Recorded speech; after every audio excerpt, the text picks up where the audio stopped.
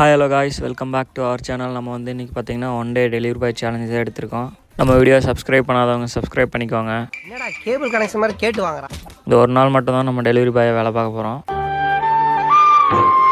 இது மாதிரி பெரிய பெரிய பார்சலெல்லாம் ஆட்டோவில் தான் எடுத்துகிட்டு போவாங்க, அதனால தான் வெளியே வச்சுருக்காங்க. ஆஃபீஸ் உள்ள மார்னிங் போனோம்னா இது மாதிரி தான் வச்சுருப்பாங்க. இதான் நம்ம பார்க்க போகிற பார்சலு. நம்ம பார்சலெல்லாம் லைன் அடுக்கிட்டு இப்போ தான் கிளம்ப போகிறோம். எங்களும் டெலிவரி பாயாக வந்தாங்கன்னா இந்த மாதிரி தான் வந்து பார்சல் எடுத்துகிட்டு போகிற மாதிரி இருக்கும்.